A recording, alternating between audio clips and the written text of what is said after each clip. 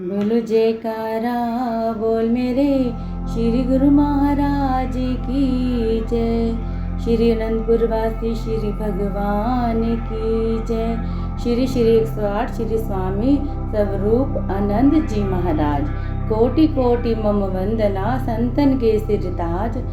प्रकटे द्वितीय रूप में श्री परमहंस महाराज। अनुपम तेज ललाट पर अरुणाधर मुस्कान। रसना से मृदु मधु वचन करत अजान सुजान। जन जन में भरते रहे आत्म ज्योति अपार।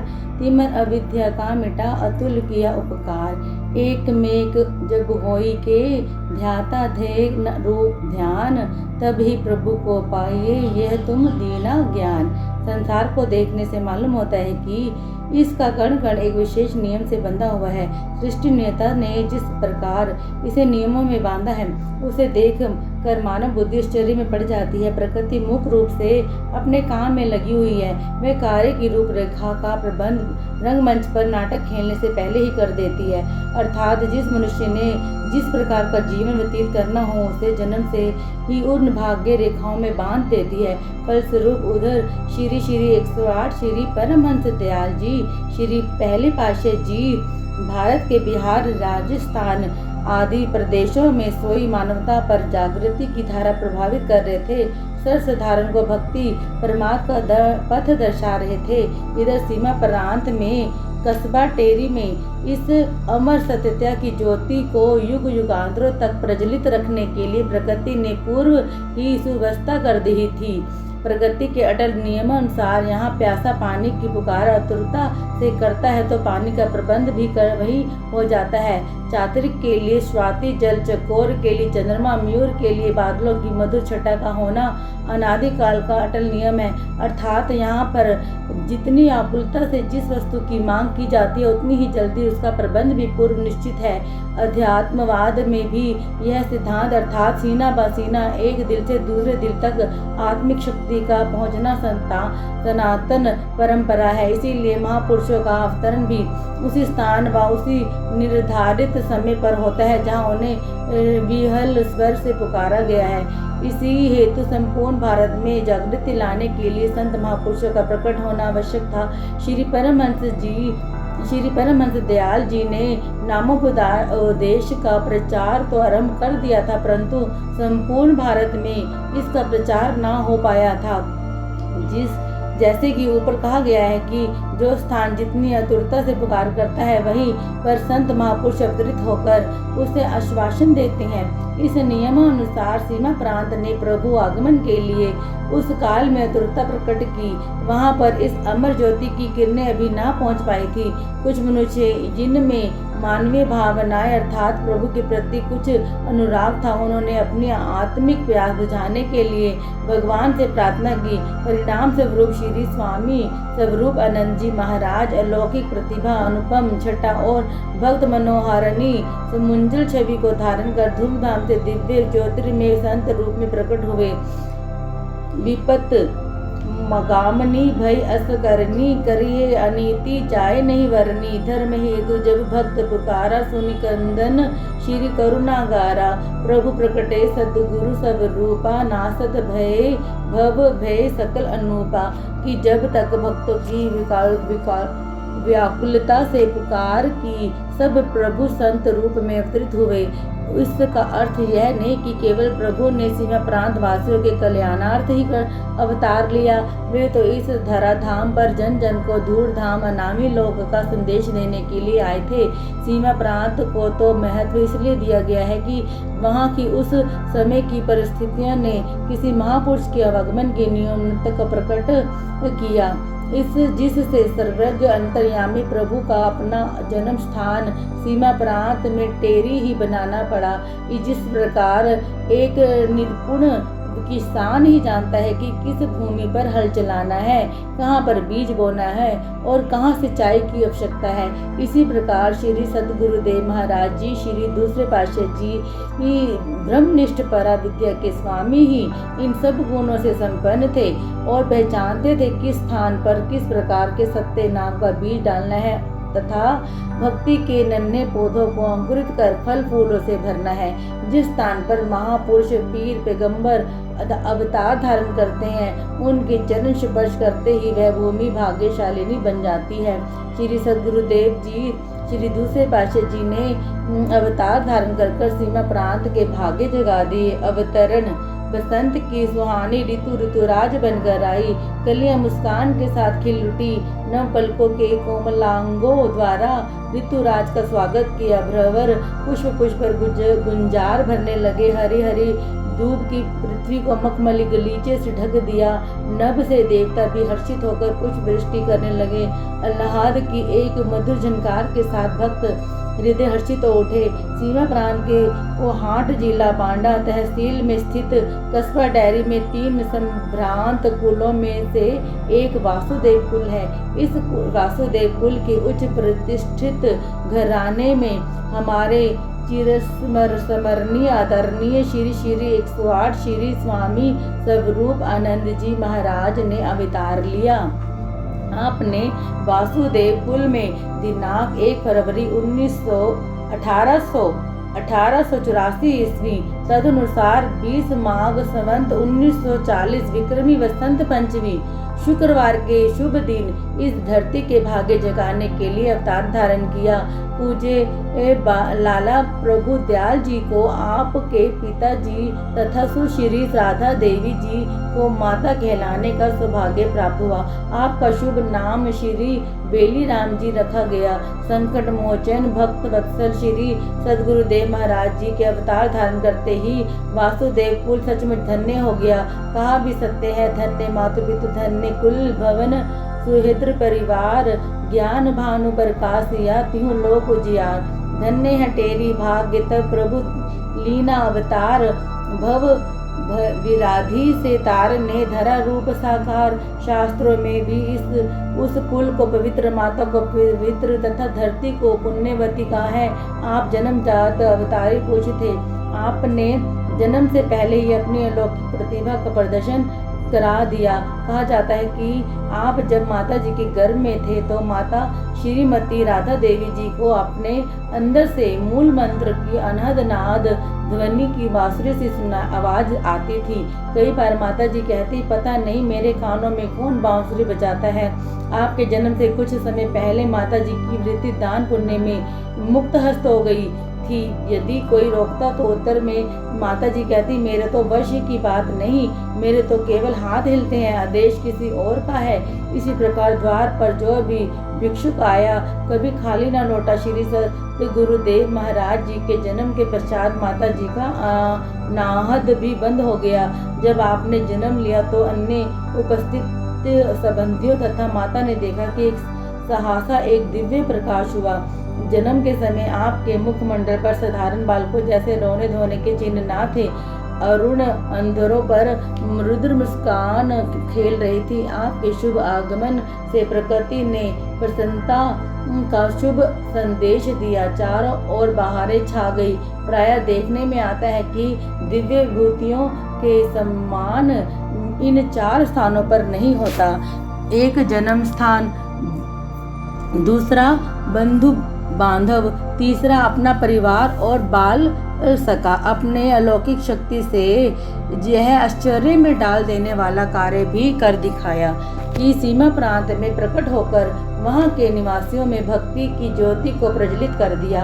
आपने टेरी में बाल लीला से भक्ति अमृत का ऐसा स्रोत बहाया कि सभी नगरवासी एवं घर में सब पर एक अनूठा प्रभाव पड़ा। वहाँ के वृद्ध लोग जब आपके दिव्य स्वरूप तथा अलौकिक लीलाओं को देखते तो सहसा कह उठते, यह तो कोई अवतार है, साधारण पुरुष नहीं।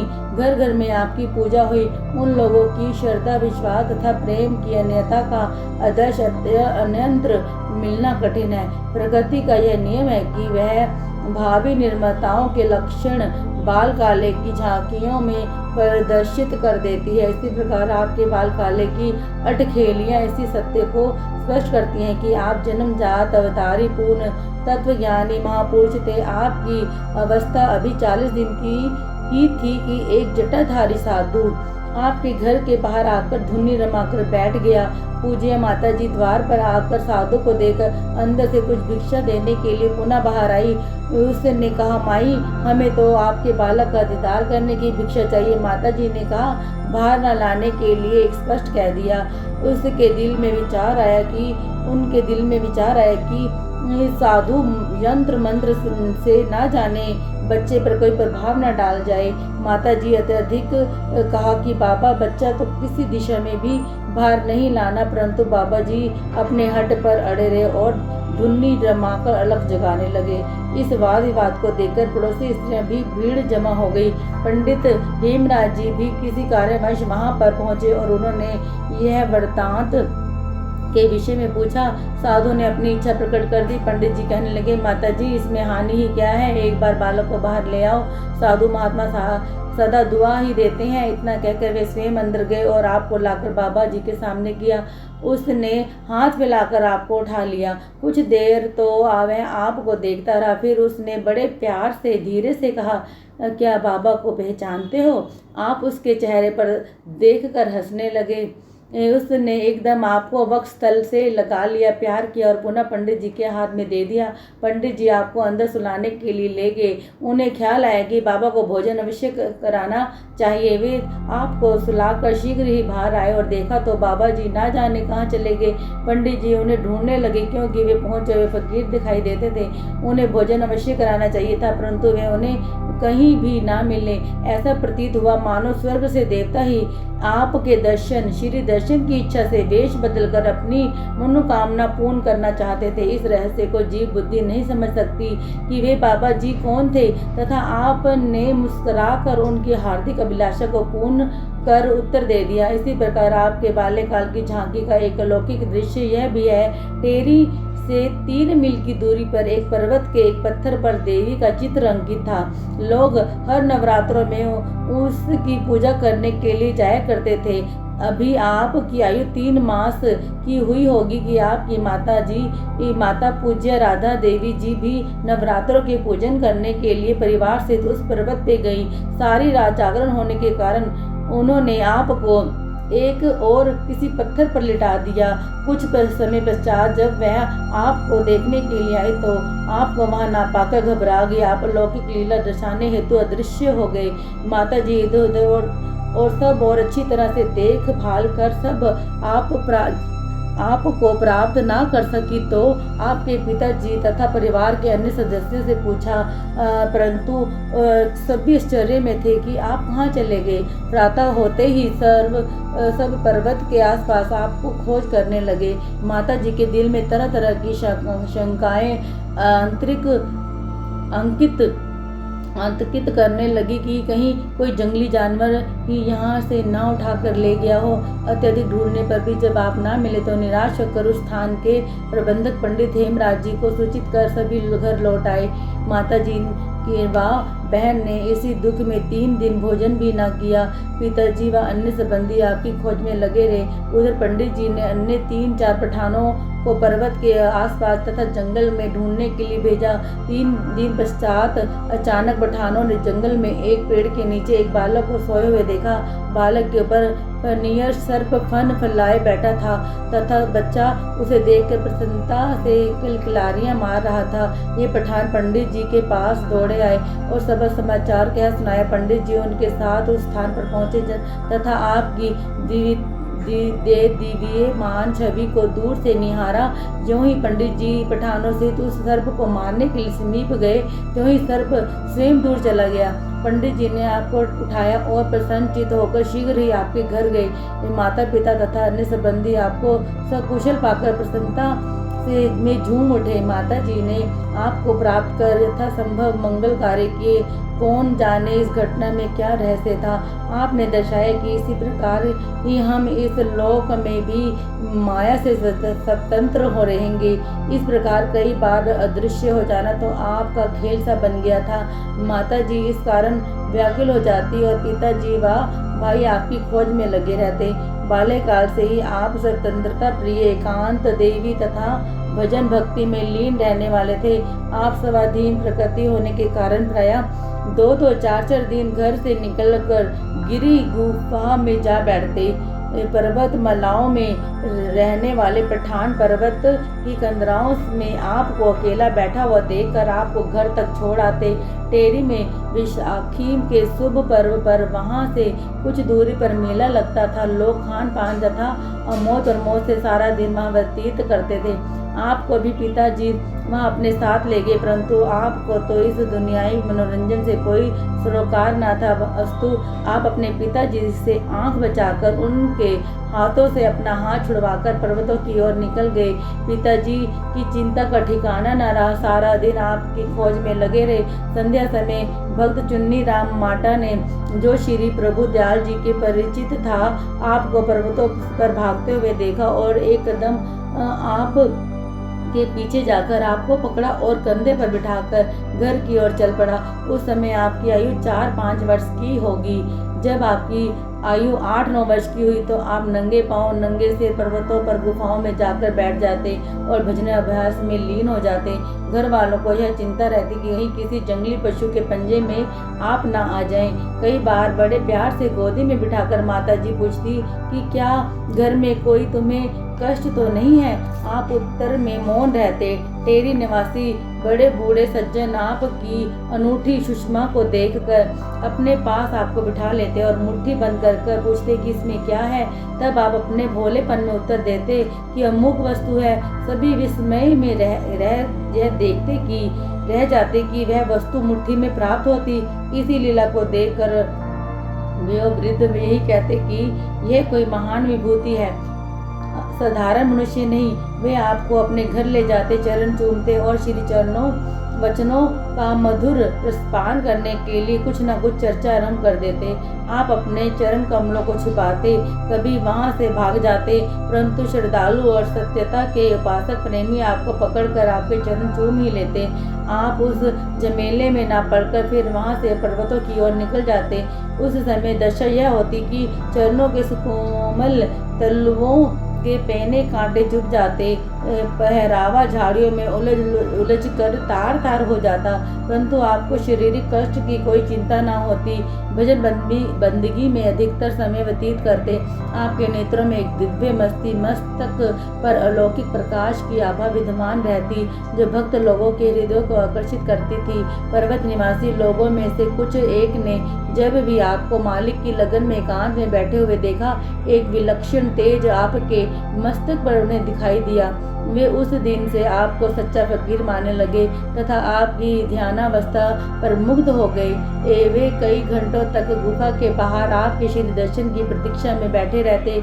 इन लोगों ने भी कई बार निकट संबंधियों से जाकर कहा कि यह कोई पहुँचे हुए फकीर है, संसारिक बंधनों में जीवन व्यतीत करने के लिए पैदा नहीं हुए। आपको संसारिक विद्या के लिए विवश किया जाता, लेकिन जो स्वयं विद्या वारिधि हो उन्हें तरंगों की क्या आवश्यकता। घर वाले विश्वसता पूर्वक बिठाकर आपको कभी कभी हिंदी गुरुमुखी पढ़ाते, परंतु किसी पाठशाला में जाकर आपने शिक्षा ग्रहण नहीं की। जब किसी ने पढ़ने के लिए कहा तो आप तत्काल किसी धार्मिक विषय में पर उपदेश लेने लगते। क्या केवल पुस्तकीय ज्ञान ही विद्वता का मानदंड है? महानता तो परा विद्या अर्थात ब्रह्म विद्या के जानने में है, अर्थात ब्रह्म ज्ञान की प्राप्ति में ही महानता का रहस्य छिपा है। सो आपने ऐसे अनुभव भरे उपदेशों तथा ग्रंथों के रहस्यों को स्पष्ट रूप से वर्णन किया कि बड़े बड़े बुद्धिमान भी चकित रह गए, जिनका वर्णन आपकी जीवन झलकियों में आगे मिलेगा। लगभग 12 वर्ष की आयु में आपके पिताजी व माताजी का देहांत हो गया। आपके भाई दुकान पर कार्य व्यवहार करते थे। उन्होंने सोचा कि शायद अब आप उनके कार्य व्यवहार में सहायता देंगे, परंतु आप तो अनामी लोग से सत्यता के व्यापारी बनकर आए थे, संसारिक उलझनों से नहीं। यही कारण था कि आप कभी भी इस ओर ध्यान ही नहीं देते थे। जब कभी विश्वतापूर्वक दुकान पर बैठ भी जाते तो अपने आनंद में लीन रहते। जो कोई वस्तु ग्राहक मांगता तो तोल कर दे देते। यदि वह स्वयं दाम दे जाए तो अच्छा, ना तो वह परवाह नहीं। दाम मांगना आपकी प्रकृति से बाहर था। बस फिर क्या था, ग्राहक बड़े भाई की बस्ती में आए तो आते ही नहीं थे, या तो आते ही नहीं थे, यदि आते थे तो बहुत कम, जब आप दुकान पर उपस्थित होते तो दुकान पर भीड़ जमा हो जाती। एक बार एक विद्वान हिंदू आपकी पावन संगति के लिए दुकान पर आया। आप चरण लंबे कर बैठे हुए थे। उसने ज्यों ही श्री चरण कमलों में चक्र तथा महापुरुषों के लक्षण युक्त रेखाएं देखी तो सोचने लगा, यह क्या, इन्हें तो बादशाह होना चाहिए था, ये एक छोटी सी दुकान पे कैसे बैठे हैं। उसे आश्चर्य हुआ, परंतु वह उस रहस्य को जान न सका कि शहंशाह तो उनकी चरण रज की तुलना भी नहीं कर सकते। एक दिन बड़े भाई ने रोष करने पर आप दुकान छोड़कर आध्यात्मिक व्यापार के लिए चल पड़े। आपकी उपमा का वर्णन किस प्रकार किया जाए। उस समय कैसा अनूठा तेज और है झलक, ये छाया उजियारा है जिससे जमी व फलक पे निज आनंद में मग्न हुई दी तन बदन की होश भुला। खेशो अकरबा से उन्हें कोई सरोकार न रहा। वह गुलामी से किसी की आ सकते हैं क्या। राहे हक दिखलाने का जिसने है जिम्मा लिया, तायारे आजाद को क्यों कफस रास आए। आजाद थे वे खुद, करने सबको आजाद आए। यहाँ श्री सद्गुरुदेव महाराज जी की समस्त बाल लीलाओं को नहीं दिया गया, क्योंकि उनके लौकिक चरित्रों को किसी सीमा में बंद नहीं किया जा सकता। वे तो पग पग पर नया रंग, नई लीला तथा नए रहस्यों का उद्घाटन करते हैं। यहाँ तो केवल समुद्र की एक तरंग के समान चित्रण दिया गया है। जिन भाग्यशाली जीवों ने उनकी समुंजल छवि को निहारा है, वे उनकी बाल लीला का वर्णन करते हुए नहीं खाते। धन्य हैं वे जीव जिन्होंने श्री सद्गुरुदेव महाराज जी की पावन लीला का रसपान किया। समय के परिवर्तन के साथ साथ आप पद प्रदर्शन करने के लिए अपने जीवन को बदलते हुए आपने उन सब कार्यों को स्वयं पूर्ण श्रद्धा से किया जो आदर्श आप लोगों को दिखाना चाहते थे। प्रथम था गुरु शिष्य का नाता, जिसे आपने प्राणपन से निभाया। अब आपको शिष्य रूप में लोक मर्यादा के अनुसार पूर्ण गुरु की आवश्यकता पड़ी। कहा जाता है कि शिष्य जब पूर्ण गुरु की प्राप्ति के लिए चाह करता है तो पूर्ण सद्गुरु स्वयं अपने शिष्य की खोज में होते हैं। उधर श्री 108 श्री परमहंस दयाल जी श्री प्रथम पातशाह जी, जिनके पावन चरित्र का पहले वर्णन हो चुका है, अपने पूर्ण शिष्य की खोज में थे। जिस प्रकार श्री स्वामी रामानंद जी को श्री कबीर जी, श्री गुरु नानक देव जी को श्री गुरु अंगद देव जी तथा स्वामी कृष्ण रामकृष्ण जी को स्वामी विवेकानंद जी के मिलने पर अपार हर्ष हुआ, इसी प्रकार श्री परमहंस दयाल जी श्री प्रथम पातशाह जी को अपने पूर्ण तत्व ज्ञानी श्री स्वामी स्वरूपानंद जी मिलने पर असीम आलास हुआ। यह वृतांत उन दिनों का है जब दीवान भगवान दास जी ने सांभर क्षेत्र में श्री परमहंस दयाल जी के चरणों में विनय की थी कि प्रभु तेरे स्थान को भी पुण्यवान बनाइए। श्री परमहंस दयाल जी ने फरमाया था कि कभी चलेंगे। इस विनय अनुसार कुछ समय पश्चात अर्थात सन 1904 ईस्वी में श्री परमहंस दयाल जी प्रथम पातशाह जी दीवान भगवान दास जी के साथ टेरी पधारे।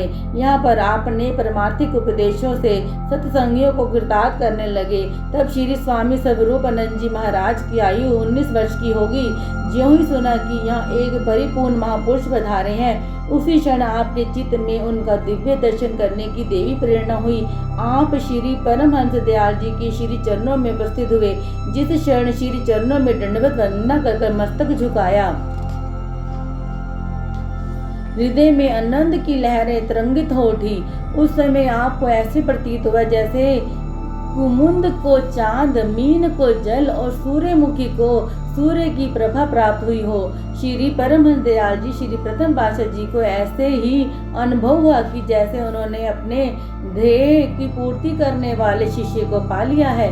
उस समय यह दृश्य इस प्रकार था, क्या कहिए नजारा, कैसा अद्भुत रंग था छाया कि दो युग पुरुषों के संगम में लहराता सिंधु उमड़ आया। हृदय खुशियां असीमित स्वात्म रूप को पाया, परमारथ के दिया कर बन पथ भक्ति को दर्शाया। गुरु ने शिष्य को पाया, शिष्य ने गुरु को अपनाया, नूर इलाही का जलवा सकल सृष्टि ने में प्रकटाया। श्री परमहंस दयाल जी श्री प्रथम पातशाह जी ने आपकी ओर देखते हुए कहा, आगे भैया। दोनों हाथ जोड़कर आपने नम्रता पूर्वक उत्तर दिया, हाँ महाराज जी, आ गया हूँ। तब श्री परमहंस दयाल जी ने फरमाया, अच्छा हुआ कि आप आ गए, अन्यथा स्वयं हमें चलकर आपके पास आना पड़ता। भारी दृष्टि में से तो ऐसा प्रतीत होता था कि एक शिष्य को गुरु की प्राप्ति हुई है, परंतु आंतरिक दृष्टि से देखा जाए तो यह दो महान आत्माओं का मिलन था, दो युग पुरुषों की भेंट थी। इन अद्भुत दिव्य शक्तियों के मिलन से श्री परमहंस द्वैत मत की नींव सुदृढ़ हो गई। जिस उद्देश्य को लेकर श्री परमहंस दयाल जी टेरी में पदार्पण किया, यह पूर्ण रूप से फूला और फला। टेरी में दीवान साहिब के बिन्ने तो केवल करुण मात्र थी, वास्तव में श्री परमहंस दयाल जी श्री प्रथम पातशाह जी अपने तदरूप परम शिष्य को पथ प्रदर्शक बनाने आए थे। वे जन जन के नवजीवन का संचार करने आए थे। इस दिव्य पुरुष की यह श्री परमहंस दयाल जी से प्रथम भेंट नहीं थी, अपितु दूरदर्गाही सम्मेलन था। यह घटना श्री परमहंस दयाल जी श्री पहली पातशाह जी के महान व्यक्तित्व को स्पष्ट प्रमाण प्रस्तुत करती है, तथा इससे यह भी ज्ञात होता है कि पूर्ण पुरुषों में पारस्परिक प्रगाढ़ आत्मिक संबंध हुआ करता है। वे एक दूसरे को प्रथम दृष्टि में ही पहचान जाते हैं।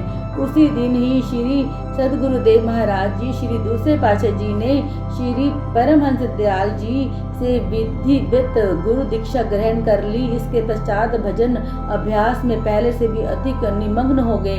अब तो श्री सदगुरुदेव जी श्री दूसरे पातशाह जी कहीं पर श्री गुरु नानक देव जी सा कार्य करने लगते तो कभी महात्मा बुद्ध जैसी कठोर साधना में लीन हो जाते, कभी सरल प्रेम भक्ति के भंडारी बन बैठते। गुरु दीक्षा के बाद संसारिक कार्य व्यवहार से तो बिल्कुल उपरामता हो गई। घर वालों को यह व्यवहार बिल्कुल अच्छा न लगता, परंतु आप अपनी मस्ती में उनकी ओर तनिक भी ध्यान न देते। एक बार आप श्री परमहंस दयाल जी के श्री दर्शन के लिए आगरा जाने लगे। आपके भाई साहब जी ने कुछ रुपए व्यापार के लिए आपको दिए। आगरा से लौटते समय कुछ सामान लेते आना। जो आध्यात्मिकता के व्यापारी हों, उन्हें संसार के अनित्य वस्तुओं से क्या प्रयोजन। सब धन परमात्मा में लगा दिया था। चुपचाप ही उस धन को आगरा में लंगर में के लिए खर्च कर दिया। जब घर लौटे तो घर वालों ने क्रोधवश इतना ही कहा, जाइए जो आपका दिल चाहे करिए। बस फिर क्या था, दिल की साध पूरी हुई स्वतंत्र व्यक्ति तो बाल्यकाल से ही थे। ग्रह त्याग दिया, संसारिक जंजालों से दामन छुड़ा, घर से एक कस्बा टेरी काफी दूर पर्वतों पे चले जाते। सारा दिन भजन अभ्यास में मग्न रहते। पर्वतों से नीचे उतरने पर भक्त ताराचंद्र जी की धर्मशाला में रहते। दोपहर के समय पर्वत से नीचे उतरकर 2-4 घरों से भिक्षाटन कर थोड़ा सा भोजन कर लेते। वह भी कभी दिल चाहा तो कर लिया और कभी ना किया। आपके पिताजी ग्राम में बड़े प्रतिष्ठित पुरुष होने के कारण आपको सभी पहचानते थे, इसीलिए वे धर्मशाला में भी भोजन पहुंचाने लगे। पर्वतों पर कटीली झाड़ियां होने के कारण कांटे आपके सुकोमल तलवों में इस प्रकार तीखे चुभ जाते कि समुंजल तलवे छलनी हो जाते। आपको इन कष्टों की कोई चिंता न थी। घर वालों को इस बात का पता चला तो उन्होंने घर में ही रहकर भजन अभ्यास करने के लिए आग्रह किया, परंतु आपने इस बात को स्वीकार न किया। कहते हैं कि कांटों से चिन्ह जब आप आध्यात्मिक सिंहासन पर श्री सदगुरुदेव महाराज जी के रूप में समासीन हुए तब तक विद्यमान थे। अब आपकी कीर्ति सारे ग्राम में फैल गई। आप टेरी से चलकर जटा इस्माइल खेल पधारे। यहाँ पर भक्त रामचंद्र जी महात्मा निज मुक्तानंद जी के घर ठहरे। दिन का समय तो जंगलों में व पहाड़ों पर व्यतीत कर आते। यहाँ कभी दिल चाहा तो जंगली फल खा लिए और कभी कभी चरवाहों से आग्रह कर थोड़ा सा दूध पी लेते। रात के समय भक्त रामचंद्र जी के घर लौट आते। इस प्रकार नमक विभाग के कार्यकर्ता दीवान भगवान दास जी ने जब यह सब सुना तो वह आपको अपने घर में निवास करने के लिए विनय करने लगे। आप कभी भक्त दीवान भगवान दास जी के घर ग्रह को कृतार्थ करते, तो कभी भक्त रामचंद्र जी के ग्रह को, कभी कभी तो कई कई दिन गुफाओं में ही ध्यान स्थित मस्त बैठे रहते। पर्वतों पर चरवाहों ने जब यह देखा कि यह तो कोई निराले ढंग से मस्त फकीर है, जिनका सूर्यवत प्रकाश स्वयं आकर्षित करता है, तो वे गुफा के बाहर द्वार पर दूध लेकर खड़े रहते। इस प्रकार कभी दूध और कभी जंगली फलों व पत्तों के भोजन कर अत्यधिक रुचि में भजनाभ्यास में संलग्न हो जाते। नित्य कई युक्तियां सोचते और आविष्कृत करते, जिनकी सहायता से समस्त चित्तवृत्तियां सांसारिक, शारीरिक तथा इंद्रिय संबंधी आसक्ति तथा मलिनता से रहित होकर भजन ध्यान में एकाग्रता प्राप्त करें। जब किसी से कभी थोड़ा बहुत मिलने का संयोग हुआ, तो आप अन्यों को यह भी परामर्श देते कि श्री सद्गुरुदेव जी के दर्शन करते समय तथा भजन अभ्यास के समय भी चित्त को अन्याय प्रवृत्तियों से मुक्त करके सारी वृत्ति ध्यान में लगा देना ही उचित है। इसी से ही लक्ष्य सिद्धि प्राप्त हो सकती है। एक बार जब आप भजनाभ्यास से उठे, तो मौजवश एक चरवाहे से दूध मांगा। पठान ने विनय की, महाराज ये गाय दूध नहीं देती, सभी गर्भवती हैं। श्री सद्गुरुदेव महाराज जी ने गाय की ओर संकेत किया और इसका दूध लाओ, यह लो लोटा शीघ्र से दूध लाओ। ये वह पठान हैरान था, ये गाय तो बिल्कुल दूध देती ही नहीं, तो दूध लाऊं कहाँ से। ये कितनी मोहक लीला थी उनकी कि कभी तो किसी से दर्शन तक नहीं होते, कभी कई दिन निराहार ही रहते, और इस समय कैसी अनूठी अदा से आग्रह कर एक पठान से दूध मांगा। उस पठान ने सोचा संतों की गति न्यारी है। वह लोटा लेकर गाय के पास गया। जो ही उसने दूध निकाला रम गया, देखता क्या है कि लोटा भी भर गया और अभी भी गाय दूध दिए जा रही है। ये गाय कितने दिनों तक दूध देती ही रही। अब वह पठान दूध लेकर श्री चरणों में पहुंचा और तो वंदना कर दूध भेंट किया। जब वह अपने गांव लौटा, तो हर्ष दिल की सीमा से पार हो गया। सारे गांव में आपके उस अलौकिक चमत्कार का वर्णन किया और मुक्त कंठ से आपका गुणवाद गाने लगा। उसी गांव में लाला परमानंद जी, जो साधु सेवी तथा भक्त थे, उस चरवाहे के साथ आपके श्री दर्शन के लिए आए, और वह इस प्रकार नित्य प्रति श्री दर्शनों के लिए आते तथा श्री भोग के लिए कुछ न कुछ साथ लाते। लोगों को आना जाना अधिक हो जाने के कारण आपने सोचा कि अब यह स्थान उपयुक्त नहीं। आप उस स्थान से उठकर कहीं और चल दिए। जब दूसरे दिन लाला परमानंद जी श्री दर्शनों के लिए उपस्थित हुए, तो आप वो स्थान पर ना पाकर काफी खोज की, परंतु आप दर्शन ना हो सके। इसके पश्चात आपने प्रेमियों से सुना कि आगरा में श्री परमहंस दयाल जी पधारे हैं, तो आप उनके साथ श्री दर्शन के लिए चरणों में उपस्थित हुए और पावन श्री दर्शनों का आनंद लेने लगे। आपके मन में यह भावना थी कि ब्रह्म रूप में संसार से बिल्कुल ही अलग हो जाए। अंतर्यामी प्रभु ने आपकी इस आंतरिक भावना को पूर्ण किया। अपनी मौजानुसार श्री परमहंस दयाल जी ने सन 1907 में आपको साधु वेश प्रदान कर आपका शुभ नाम श्री स्वामी श्री स्वरूप आनंद जी रखा। निर्भय पद। आपके हृदय में श्री परमहंस दयाल जी श्री पहले पातशाह जी के श्री चरणों के प्रति अनेक अनुराग था। आपने श्री मौज में अपने समस्त जीवन को समर्पित कर दिया तथा श्री प्रसन्नता से लक्ष्य को प्राप्त कर लिया। कि जिस प्रकार गुरु द्रोणाचार्य के पास पांडव तथा कौरव शिक्षा प्राप्त करने के लिए आते थे, परंतु निपुण अर्जुन ने गुरु की प्रत्येक मौज व आज्ञा में अपने सुख आराम को नौछावर कर दिया, तो गुरु जी से उसने यह धनुर्विद्या प्राप्त कर ली जिसकी तुलना में अन्य कोई न था। गुरु जी तो समदृष्टि भाव से सिखाते थे, परंतु जिसने जिस विद्या से अधिक रुचि रखी उसी विद्या की दक्षता प्राप्त कर ली।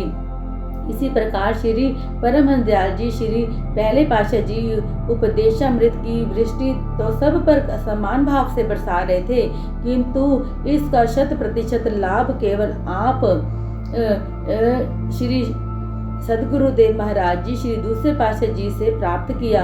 समुद्र में चाहे तो कोई मोती निकाले अथवा रत्न आदि, जितना अधिक परिश्रम होगा उतना अधिक लाभ होगा। यदि समुद्र के किनारे बैठकर लहरों को ही देखते रहें और चाहे कि हीरे जवाहरात प्राप्त हो जाएं, ऐसा कदापि नहीं होता। इसी प्रकार आपने श्री परमहंस दयाल जी श्री पहले पातशाह जी की आज्ञा रूपी उद्यति समुद्र में गोता लगाया और लक्ष्य रूपी अमूल्य रत्न को प्राप्त कर लिया। गुले मकसूद पा सकते नहीं इशारत के दीवाने, जिन्हें पुरखार राहों से गुजर जाना नहीं आता। तलाशो जुस्तजू दोस्त जालिम है मगर गोहर, उसे पाते नहीं वे जिनको मिट जाना नहीं आता। अर्थात जो लक्ष्य को प्राप्त करना चाहता है उसे सुख ऐश्वर्य का त्याग करना पड़ता है। जो कष्टों से डरता है वह मिटने से घबराता है, उसको उद्देश्य की सिद्धि नहीं मिलती। इसी प्रकार श्री सदगुरुदेव महाराज जी श्री दूसरे पातशाह जी श्री परमहंस दयाल जी के श्री चरणों में अन्य अनुराग का आदर्श स्थापित किया। श्री चरणों में आपकी श्रद्धा व प्रेम की भावनाएं उच्चतम स्तर पर स्पर्श करती थी। परमार्थ व भक्ति के मार्ग में सदा प्रेम प्रतीति तथा आत्मस्वर्ग से ही कार्य सिद्धि संभव है। इन दोनों गुणों से आप संपन्न थे। गीता में भी श्री कृष्णचंद्र जी महाराज ने यही उपदेश दिया है। दूर हो जिस कलब से वहमे खुदी बीमो रजा, गैरत से पाक मकसन है वो मेरे इश्क का। जज्बे कामिल से हो जब पेशे नजर मेरा जमाल, इश्क कर देता है मेरे तालिब का मुझ में विशाल। अर्थात परम पद की प्राप्ति का साधन तथा प्रेम भक्ति का उच्चतम लक्ष्य ही यही है कि जिज्ञासु उन पूर्ण पुरुष संत सदगुरुदेव जी के प्रेम में स्वयं को इस सीमा तक विलीन कर दे कि आपा भाव तथा स्वाभिमान का लेश तक भी शेष न रहे। पुनः भगवान श्री कृष्ण जी महाराज जी ने गीता के 9वें अध्याय में परम सखा अर्जुन को आत्मसमर्पण का उपदेश दिया है कि आत्मसमर्पण कर अन्य चित्त से केवल मेरा ही चिंतन कर। यही सब बात परम संत कबीर दास जी ने अपनी वाणी में कही है। जब मैं था तब गुरु नहीं, अब गुरु है मैं नाही, प्रेम गली अति सागरी तामे दो न समाई। यही कुछ आपने किया। एक बार सत्संग में मध्य में श्री परमहंस दयाल जी श्री पहले पातशाह जी प्रवचन किए कि सभी प्रेमी नगर में आते जाते किसी स्थान पर कहीं भी परस्पर मिलो तो हरिहर का शुभ नाम उच्चारण किया करो। बस फिर क्या था, आपने इस प्रवचन को निजी पूंजी तथा सर्वस्व मान लिया। इसे बिना मान मर्यादा का ध्यान रखते हुए जब भी किसी से मिलते मुख से हरिहर मंत्र उच्चारण करते। सभी प्रेमी गुरुमुख ने तो कोई न कोई समस्या सम्मुख रखकर अथवा किसी ने 1 दिन किसी ने 2 दिन इस आज्ञा का पालन कर पुनः श्री वचन भुला दिए। परंतु आपने तो इस हरिहर मंत्र का संदेश इस प्रकार सारे आगरा में गुंजा दिया कि बच्चे बूढ़े सभी नगरवासी आपको हरिहर बाबा के नाम से स्मरण करने लगे। पंजाबी में उक्ति है, पानी भरन पनिहारियां रंगो रंग घड़े, भरियां उसदा जानियां जिसदा तोड़ चढ़े। अर्थात वास्तविक गुरुमुख तथा प्रेमी तो वही है जो श्री गुरु आज्ञा का पूरा पालन करे तथा लक्ष्य तक पहुँचे। अब श्री परमहंस दयाल जी ने अपने प्रिय शिष्य को आध्यात्मिक युग निर्माता बनाने के लिए तथा शक्ति संचित करने के लिए आगरा में उपयुक्त स्थान जो आपको प्रिय हो खोज कर योग साधना व भजन अभ्यास की आज्ञा प्रदान की। उस समय की दशा का वर्णन कैसे किया जाए। उधर आपके हृदय में वियोग का दारुण दुख स्नेह था, उधर श्री परमहंस दयाल जी अपने अभिन्न परम प्रिय शिष्य के प्रेम में अभिभूत हो गए। स्वामी और शिष्य दोनों के नेत्रों से अश्रुधारा बह निकली।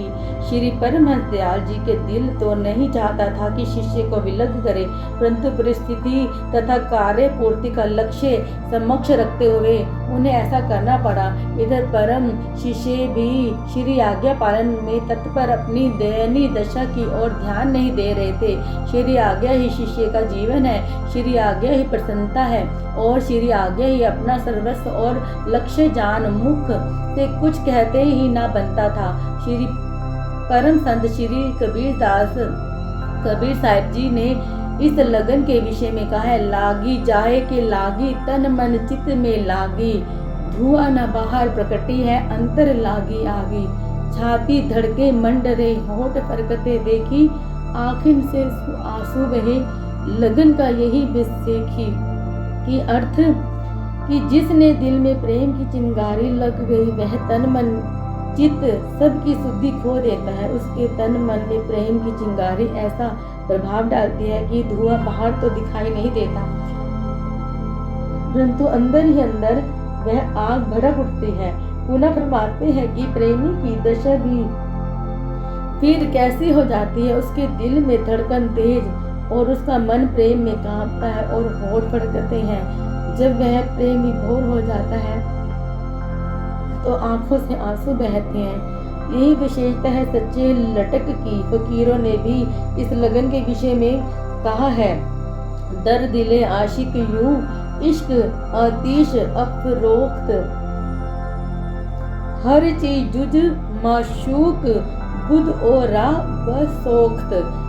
अर्थ प्रेमी के दिल में जब प्रेम की अग्नि जल उठती है उस समय सिवाय अपने प्रीतम के जो कुछ भी अंदर होता है उसको जला देती है। अर्थात सिवाय प्रीतम के प्रेमी के दिल में कुछ भी नहीं रह जाता। ठीक यही दशा थी अब आपकी। उस समय श्री परमहंस दयाल जी ने परम शिष्य की छाती से लगा लिया। योगवष्ट यह कथन है, दर्शनात् सर्वस्वनात् शब्दनात् शब्दात् कृपया शिष्य देह के जन ये समावेघ शाशंभव सा ही देशः कहा। अर्थात सच्चा गुरु वही है जो दृष्टि दर्शन स्पर्श संकल्प शब्द तथा भाव से शिष्य पर कृपा करते हुए उसे यह ज्ञान दे कि वह ईश्वर का ही अंश है, उसी अनंत सिंधु का एक बिंदु है। श्री परमहंस दयाल जी श्री पहले पातशाह जी वास्तविक अर्थों में इन सब गुणों से संपन्न थे। आपको हृदय लगाते ही उन्होंने पूर्णतः का अनुभव करा दिया। इसी प्रकार आपने श्री आज्ञा से एक निर्जन स्थान को भजनाभ्यास के लिए उपयुक्त निश्चित किया। श्री परमहंस दयाल जी ने पंडित जगन्नाथ को उस स्थान पर धुनी रमाने के लिए भेजा। स्वयं सीमा प्रांत में परमार्थ कार्य के लिए चल दिए। बस फिर क्या था कि आप श्री सद्गुरुदेव महाराज जी श्री दूसरे पातशाह जी उस धुनी के किनारे समाधिस्थ हो गए। ना आपको दोपहर की गर्मी ना रात्रि की सर्दी का कुछ अनुभव होता था। एक लंबा चोला पहने रखते, श्री चरणों में पादुका पहना न भी भार मालूम होता। कभी कभी भजनाभ्यास में उठते और थोड़ा सा सत्संग आदि भी कर लेते। आगरा निवासी गुरुमुख प्रेमी आपके अमृत प्रवचन श्रवण करने के लिए बस फिर क्या था कि आप श्री सद्गुरुदेव महाराज जी श्री दूसरे पातशाह जी उस धुनी के किनारे समाधिस्थ हो गए। ना आपको दोपहर की गर्मी ना रात्रि की सर्दी का कुछ अनुभव होता था। एक लंबा चोला पहने रखते, श्री चरणों में पादुका पहनना भी भार मालूम होता। कभी कभी भजनाभ्यास से उठते और थोड़ा सा सत्संग आदि भी कर लेते। आगरा निवासी गुरुमुख प्रेमी आपके अमृत प्रवचन श्रवण करने के लिए आते और घंटों तक प्रतीक्षा करते रहते, परंतु आप अपनी ही मस्ती में मग्न किसी और ही लोक में विचरण कर रहे होते थे। जब कभी उठते थोड़ा सा सत्संग कर लिया, जब दिल चाहा तो थोड़ा सा कंदमूल ले लिया। इस प्रकार ऋतु पर ऋतु बीतने लगी। आपको किसी से प्रयोजन न था। कई आगरा निवासी तो आपके नाम धाम से परिचित न थे होते हुए भी एक दिव्य आभा से आकर्षित हो धुनी के समीप खाद्य पदार्थ रखकर देखते कि शायद अभी आप इन्हें स्वीकार करेंगे, परंतु योगेश्वर का इन वस्तुओं से कोई संबंध ना था। ऋतु आई और अपना रंग छिटकाकर चली गई। मुनि अगस्त्य जी के परम शिष्य सुतिक्षण की न्याय आप अपनी अत्यंत साधना में लीन थे। अब वर्षा ऋतु समीप आ गई। प्रेमियों ने कई बार श्री चरण में विनय की, महाराज अब इस स्थान को छोड़कर हमारे घर चलिए। आप उनके आग्रह की ओर तनिक भी ध्यान न देते, अपने ही आनंद में लीन रहते। उस स्थान पर ना कोई मकान था न टपरा। एक दिन जब कि आप कुछ सत्संग उपदेश के भजन अभ्यास पर बैठने लगे तो कुछ श्रद्धालुओं ने विनयपूर्वक आग्रह किया, महाप्रभु अब इस स्थान को छोड़कर हमारे घर चलिए। परंतु अभी उन्हें किसी की विनय प्रार्थना से कोई प्रयोजन न था। इस समय तो आप अपने श्री सद्गुरुदेव जी की आज्ञा व मौज में निज जीवन को डाल रहे थे। कुछ श्रद्धालुओं ने मिलकर श्री परमहंस दयाल जी के श्री चरणों में विनय पत्रिका लिखी, जिसमें यह लिखा कि प्रभु श्री सद्गुरुदेव महाराज जी श्री दूसरे पातशाह जी तो अपने आनंद में लीन बिना किसी झोपड़ी या मकान के खुले स्थान पर बैठे हैं। आप श्री आज्ञा भेजे कि वे वहां से उठे और हम कोई मकान आदि उनके लिए बना दें। उनके स्थूल शरीर को कष्ट होता होगा। उस समय श्री परमहंस दयाल जी तल जिला गुवाहाट में विराजमान होकर सत्संग कर रहे थे। जब विनय पत्रिका पढ़ी तो नैनों में अश्रुपात होने लगा, हृदय गदगद हो गया। उपस्थित संगत ने उनकी यह दशा देखी। श्री परमहंस दयाल जी ने फरमाया, स्वामी स्वरूप आनंद जी शेरों के बच्चे हैं। वे श्री आज्ञा में तत्पर रहने वाले हैं। वे ऐसे नहीं कि अपने आराम के लिए गुरु की आज्ञा को छोड़ दें। वे शेर हैं और शेरों की तरह शक्तिशाली रहेंगे। जो उनकी मौज हो वही करें। पुनः विनय पत्रिका का उत्तर भक्त काशी राम जी को कहा कि वहां पत्र भेजो, जिसमें लिखो कि उन्हें कुछ न कहा जाए, उन्हें इसी स्थान पर रहने दीजिए और भक्तजन उनके चारों ओर टपरा बना दे। जिसके पश्चात श्री परमहंस दयाल जी टल से टेरी गए। वहाँ दीवान भगवान दास जी को अपने पास बुलाया और आगरा के पत्र पर वर्णन करते हुए श्री सद्गुरुदेव महाराज जी श्री दूसरे पातशाह जी के प्रेम को प्रकट करते हुए फरमाया कि वैसे तो हमने एक पत्र भक्त काशी राम जी के द्वारा भिजवा दिया है। श्री स्वामी स्वरूपानंद जी तो अब ऐसी अवस्था में पहुंच चुके हैं जहां कुछ कहने कहाने की जरूरत शेष नहीं रह जाती। इसीलिए आप लोग ऐसा प्रबंध करें कि जहां वे बैठे हैं उसी स्थान पर कोई छप्पर आदि तैयार हो जावे। इस आज्ञा के होते ही धुनी की जगह पर भक्तजनों ने छप्पर बना दिया। श्री परमहंस दयाल जी टेरी से सीमा प्रांत के कई स्थानों को पवित्र करते हुए अक्टूबर 1915 में आगरा पहुंचे तथा उपदेशामृत के पावन धारा बहाने लगे। आप श्री सद्गुरुदेव महाराज जी श्री दूसरे पातशाह जी को पता चला कि श्री सद्गुरुदेव जी परमहंस जी दयाल जी आगरा में विराजमान है तो आप श्री दर्शन के लिए चल दिए। जब श्री परमहंस दयाल जी के निवास स्थान पर पहुंचे तो उस समय श्री परमहंस दयाल जी पलंग पर विराजमान होकर सत्संग उपदेश कर रहे थे। प्रेमी श्रद्धालु संगत श्री वचनामृत श्रवण करने में संलग्न थी। आपको दूर से ही आते हुए देखकर श्री परमहंस दयाल जी ने संकेत से संगत को मध्य से रास्ता बनाने की आज्ञा दी और फरमाया, रास्ता छोड़ दो भैया, परमहंस जी आ रहे हैं। सब संगत एक और होकर इधर उधर देखने लगी, परंतु उनकी समझ में कुछ न आया कि श्री परमहंस दयाल जी ऐसा क्यों कह फरमा रहे हैं। सत्य तो है कि महापुरुषों के रहस्य को समझने के लिए जीव में कहाँ शक्ति है। ज्यों ही आप श्री परमहंस दयाल जी के सम्मुख दंडवत वंदना कर समीप पहुँचे तो श्री परमहंस दयाल जी ने बड़े स्नेह से पूछा कि आप आ गए। आपने विनय की प्रभु श्री दर्शन की इच्छा ने हमें व्याकुल कर दिया तो हम श्री दर्शन के लिए श्री चरणों में आ गए। श्री वचन हुए, आपने अच्छा किया, नहीं तो हमें आपके पास धुनी पर आना पड़ता। श्री परमहंस दयाल जी आगरा में विराजमान थे तो जयपुर से लाला हजारी लाल व अन्य कई भक्त लोग आगरा में श्री दर्शन के लिए आए और श्री परमहंस दयाल जी को जयपुर में दर्शन देने के लिए विनय की। कुछ समय यहाँ रहकर वे 8 जून 1916 को श्री परमहंस दयाल जी को जयपुर ले गए। श्री परमहंस दयाल जी जयपुर में विराजमान होकर पावन उपदेशामृत की धारा बहाने लगे।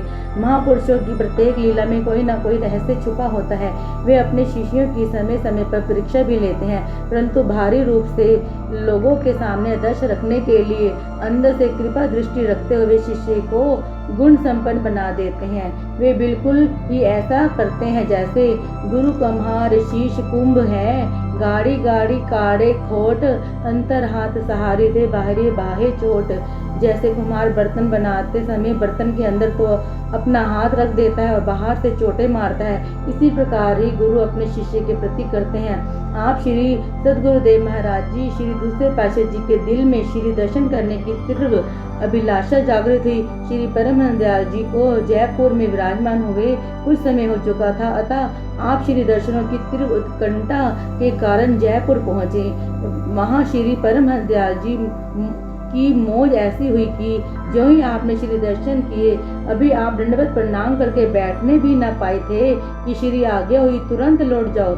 श्री आज्ञा पाते ही आप खड़े खड़े लौट आए। उस समय की दशा का वर्णन नहीं किया जा सकता।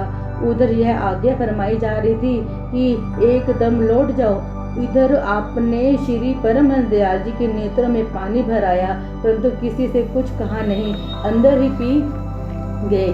जिस स्थान पर श्री परमहंस दयाल जी विराजमान थे, उस स्थान से चलकर आप अभी थोड़ी दूर ही गए थे कि मार्ग में पंडित जगन्नाथ जी जो श्री परमहंस दयाल जी के श्री दर्शन के लिए घर से आ रहे थे, मिल गए और उन्होंने आपको अपने साथ घर ले जाकर स्नान करवाकर भोजन खिलाया और आप अपने लड़के को गाड़ी के किराए के लिए रुपए देकर आपको आपके साथ स्टेशन पर भेज दिया। उससे कहा कि टिकट लेकर आराम से गाड़ी में बिठा आना। इस काम से निपट कर जब पंडित जी श्री परमहंस दयाल जी के श्री चरणों में पहुंचे तो उन्होंने श्री सद्गुरुदेव महाराज जी की श्री दूसरे पातशाह जी के मिलने तथा भोजन आदि खिलाने का सब वृतांत कह सुनाया। यह सुनकर श्री परमहंस दयाल जी ने नेत्रों से जल की धारा बह निकली और फरमाने लगे, पंडित जी आपने बहुत अच्छा किया कि उनको खाना खिलाया।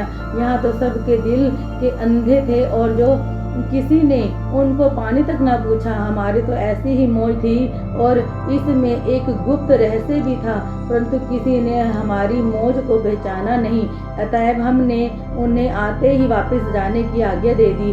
वे तो आरंभ से ही हमारी आज्ञा का पालन करने में एक हैं, इसलिए बिना कुछ के ही तत्काल लौट गए। हम आपसे बहुत खुश हैं, आपने बहुत अच्छा किया। ऐसा फरमाकर श्री परमहंस दयाल जी मौन हो गए। उधर आपने पुनः आगरा में जाकर धुनी में समीप तपस्या आरंभ कर दी। लोग आपको श्रद्धा से हरिहर बाबा कहते थे। उन्हें क्या मालूम कि आप केवल कथन मात्र से नहीं अपितु वास्तव में ही हरिहर बने हुए हैं। कहते हैं कि जिस धुनी में दिव्य महापुरुष समाधि लगाए रहते थे, उस धुनी, उस वृक्ष तथा उस स्थान पर हरिहर की मधुर ध्वनि उठने लगी। इस ध्वनि को सुनकर कोई भी आकर्षित हुए बिना ना रहता था। इस प्रकार आपका मुखरविंद कठिन तपस्या, श्री गुरु आज्ञा व श्री मौज में जीवन डालने से सूर्यवंत देदी पैमान हो उठा। वैसे तो आप बाल्यकाल से ही साधु प्रकृति के थे, फिर भी आपने सन 1904 में गुरु दीक्षा प्राप्त कर सन 1907 तक पहाड़ों की कंदराओं में 3 वर्ष तक अत्यधिक कठिन साधना की। पुनः सन 1907 ईस्वी से श्री परमहंस दयाल जी श्री पहले पातशाह जी से साधु वेश प्राप्त कर उनकी श्री आज्ञा अनुसार सन 1907 से सन 1917 तक 10 वर्ष निरंतर आगरा में कठिन योग साधना में लीन रहकर लक्ष्य को प्राप्त किया। अब साधना जिस लोक संग्रह अर्थात जन कल्याण हेतु की गई थी, उसके फलीभूत होने का समय निकट आ गया। सन 1917 में श्री परमहंस दयाल जी ने आपको हर प्रकार से सर्वगुण संपन्न जानकर एक सेवक को आगरा भेजकर आपको अपने पास टेरी बुलवा लिया। 10 वर्ष की कठिन योग साधना से आपका स्थिर स्थूल शरीर कुछ सुकोमल हो गया, परंतु आपके चमकते हुए मुखमंडल पर कोई भी एक टक न निहार सकता था। आपके परिश्रम से श्री परमहंस दयाल जी अति प्रसन्न हुए, क्योंकि जिस अमर ज्योति का उपदेश आपने देश विदेश के कोने कोने तक फैलाना, मोह ममता की गहरी नींद में सोए हुए जीवों को जगाना तथा अज्ञानता से भटकते हुए जीवों को सन्मार्ग पर लगाना, ये सब काम आपके लिए सरल हो गए थे। टेरी पर कुछ दिन श्री परमहंस दयाल जी ने आपको अपने पास रखा और भक्त जनों से आपकी सेवा शुश्रूषा करवाई और बाद में सत्संग का कार्य भी करवाने लगे। बाहर से जो भी संगतें श्री परमहंस दयाल जी के श्री दर्शन के लिए आती तो श्री परमहंस दयाल जी आपको ही सत्संग उपदेश के लिए फरमाते। सब संगतें आपकी मधुर वाणी में अमृत प्रवचन सुनकर कृत्य कृत्य हो जाती। आई हुई संगतें आपका मुक्त कंठ से यश गाती कई भक्तजन आपको अपने गृह में पधारने के लिए आग्रह करते, कई भक्तजन तो श्री परमहंस दयाल जी के श्री चरणों में आपको अपने स्थानों पर ले जाने के लिए विनय करते। भक्तजनों के आपके प्रति अत्यधिक श्रद्धा एवं निष्ठा को देखकर श्री परमहंस दयाल जी ने आपको सीमा प्रांत तथा निकटवर्ती स्थानों पर सत्संग परमार्थ लाभ कराने हेतु की आज्ञा दी। श्री आज्ञा शिरोधार्य कर आप सोई हुई मानव सृष्टि को जागृति का संदेश देने के लिए चल पड़े। सीमा प्रांत के नगर नगर गांव-गांव में नामामृत की पावन वृष्टि करने लगे। आप जिस नगर अथवा गांव में पधारते, आपके दिव्य स्वरूप के तेज से संस्कारी आत्माएं स्वयं आपकी ओर खींची चली आती। प्रेमी भक्तों की भीड़ लग जाती। अधिकारी एवं संस्कारी आत्माएं नाम दीक्षा प्राप्त कर आपकी पावन संगति रूपी गंगा में मंजन करने लगती। जब आप श्री परमहंस दयाल जी के श्री दर्शन के लिए टेरी जाते तो अत्यधिक श्रद्धालु तथा श्री दर्शन के अभिलाषी भक्तजनों को साथ ले जाते। अब आपके श्रद्धालु की संख्या अत्यधिक हो गई और सीमा प्रांत के कई नगरों व गांवों में आपकी महिमा फैल गई तथा टेरी शहर के भक्तजन भी आपकी स्तुति करने लगे। संत महापुरुष परमार्थिक दृष्टिकोण से अनवरत अपने लक्ष्य की ओर बढ़ते जाते हैं। उनका प्रत्येक क्षण अपने इष्ट सद्गुरु की आज्ञा का पालन करने में व्यतीत होता है। उन्हें स्तुति मान बढ़ाई की न चाहना होती है और न इनके पाने की हर्षित होते हैं, अपितु यह सब उनके चरणों में ठोर पाने की को ललाहित रहते हैं। इस मार्ग में तो सच्चाई, प्रेम और त्याग की नितांत आवश्यकता है। इसी प्रकार ही आप श्री दूसरे पातशाह जी के प्रति श्री परमहंस दयाल जी का प्रगाढ़ स्नेह था। उनकी अतुल्य कृपा को देखकर कई प्रेमियों के मन में शंका उत्पन्न हो गई। वे सोचते कि यह तो श्री परमहंस दयाल जी के चरणों से दूर सत्संग प्रचार की सेवा करते हैं और श्री चरणों में रहने वाले प्रेमी तो अत्यधिक समीपता में रहते हैं। फिर भी इनका तेज और ख्याति दिन प्रतिदिन अधिक क्यों होती जा रही है। वे यह नहीं जानते थे कि अवतारी विभूतियों इस धराधाम पर किस अलौकिक वेश में विचरण करती हैं तथा उनके बाहरी रूप को पहचानना कितना कठिन है। इधर श्री परमहंस दयाल जी आपके अंतःस्थिति समीप होते गए। एक भक्त जो कि श्री परमहंस दयाल जी के श्री चरणों में रहता था, उसके दिल में अहम भाव का प्रादुर्भाव हुआ कि श्री परमहंस दयाल जी मुझ पर अधिक कृपा रखते हैं, तभी तो मुझे श्री चरणों की सेवा सुलभ है। अब उसे जहाँ कहीं भी आपके सत्संग में जाने का अवसर मिल जाता अथवा आप ही कहीं मिल जाते तो वह तर्क वितर्क करने से ना चूकता।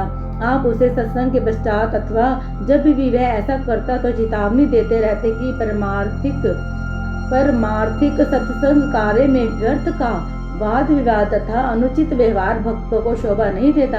परंतु वह कब मानने वाला था।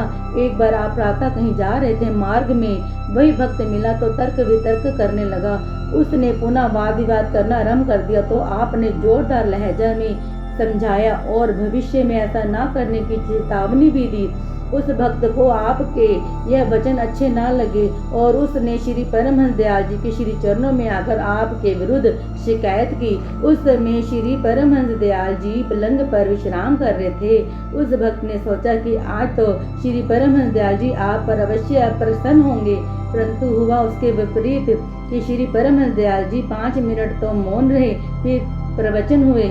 बाबा स्वरूप आनंद जी तो श्री कृष्ण जी के निर्भय पदवी को प्राप्त कर चुके हैं। उनका कोई कुछ नहीं बिगाड़ सकता। उनसे जो लड़ेगा वह हारेगा। अमृत प्रवचन सुनकर उस भक्त ने क्षमा मांगी और श्रद्धा विश्वास से आपके प्रवचनामृत श्रवण करने लगा।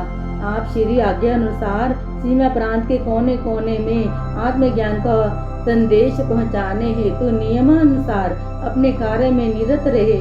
आप इन दिनों आगरा में कई बार सत्संग प्रचार के लिए जाते थे तथा कुछ समय पश्चात पुनः सीमा प्रांत में लौट आते। आपके कई अन्य श्रद्धालु तथा प्रेमी हुए। तभी तो श्री परमहंस दयाल जी ने एक बार फरमाया था कि जिस काम के लिए हम विश्व में आए थे उस काम को पूरा कर लिया है। श्री श्री 108 श्री सद्गुरुदेव महाराज जी श्री दूसरे पातशाह जी से श्री स्वामी श्री तीसरे पातशाह जी महाराज का मिलाप। श्री स्वामी वैराग्यानंद जी महाराज श्री तीसरे पातशाह जी लक्की मरवत जिला बेनू में रहते थे।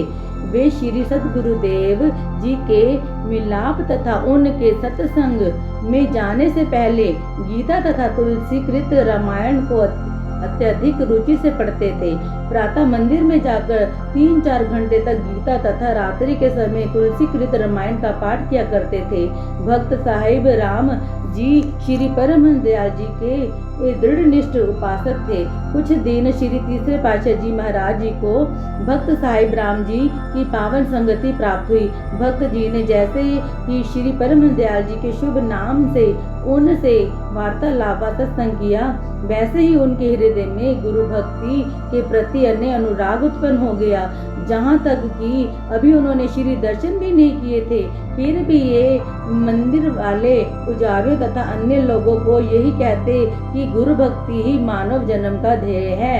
उस समय श्री परमहंस दयाल जी टेरी का वृतार्थ कर रहे थे और आप श्री सद्गुरुदेव महाराज जी श्री दूसरे पातशाह जी आगरा तथा अन्य स्थानों को सत्संग उपदेश से लाभान्वित कर रहे थे। आप इसी समय के मध्य में लक्की मरवत जिला बेनू में सत्संग प्रचार के लिए भक्त साहिब राम जी के घर पधारे। भक्त साहिब राम जी तथा श्री सद्गुरुदेव महाराज जी श्री तीसरे पातशाह जी का आपस में प्रेम था। अतः भक्त साहिब राम जी ने उन श्री स्वामी जी श्री तीसरे पातशाह जी महाराज जी को बताया कि आज रात को हमारे घर सत्संग होगा। आपको सतपुरुषों के पावन प्रवचन श्रवण करने की उमंग पहले से ही थी। रात्रि समय भक्त जी के साथ वहां गए। वहां श्री सद्गुरुदेव महाराज जी श्री दूसरे पातशाह जी के श्री पावन वचनों से आपके हृदय में भक्ति सेवा की लगन लग गई। सत्संग की समाप्ति पर अन्य भक्तों के साथ आप घर लौट आए, परंतु आपके हृदय में तो दिव्य ज्योति का प्रकाश जगमगा रहा था। रात्रि भर विश्राम भी न किया। प्रातः होते ही स्नान आदि से निवृत्त होकर भक्त साहिब राम जी के घर गए। उन्हें साथ लेकर श्री सद्गुरुदेव महाराज जी श्री दूसरे पातशाह जी के श्री चरणों में उपस्थित होकर श्रद्धा पूर्वक गुरु दीक्षा के लिए विनय की। इस प्रकार श्री सद्गुरुदेव महाराज जी श्री दूसरे पातशाह जी से विधिवत गुरु दीक्षा प्राप्त कर गुरु भक्ति के पथ पर चल पड़े। आपने गुरु दीक्षा लेते ही गुरु भक्ति के सांचे में जीवन डाल लिया। श्री सद्गुरुदेव महाराज जी श्री दूसरे पातशाह जी की प्रत्येक आज्ञा व मौज को ही अपना परम कर्तव्य समझा। पुनः जब श्री सद्गुरुदेव महाराज जी श्री दूसरे पातशाह जी श्री परमहंस दयाल जी श्री पहले पातशाह जी के दर्शन के लिए टेरी गए तो आप भी उनके साथ गए। ज्यों ही श्री परमहंस दयाल जी के श्री चरणों में पहुंचकर दंडवत वंदना करके उठे तो श्री परमहंस दयाल जी ने आपको देखते ही प्रथम दृष्टि में पहचान लिया। श्री सद्गुरुदेव महाराज जी श्री दूसरे पातशाह जी को आप की ओर संकेत कर स्वामी जी की तीसरे पातशाह जी की ओर संकेत कर कहा कि इन्होंने भी परमात्मा का बहुत कार्य करना है। श्री स्वामी जी श्री तीसरे पातशाह जी ने गुरु भक्ति में दिल व जान से नाता जोड़ दिया। इनका पूर्ण महान व्यक्तित्व उनके जीवन चरित्र में मिलेगा। बोल जयकारा बोल मेरे श्री गुरु महाराज की जय, साचे दरबार की जय। अगर आपको हमारी वीडियोस देखना पसंद है और आप हमारे चैनल से जुड़े रहना चाहते हैं तो प्लीज़ वीडियो को लाइक, शेयर और चैनल को सब्सक्राइब कर दीजिए।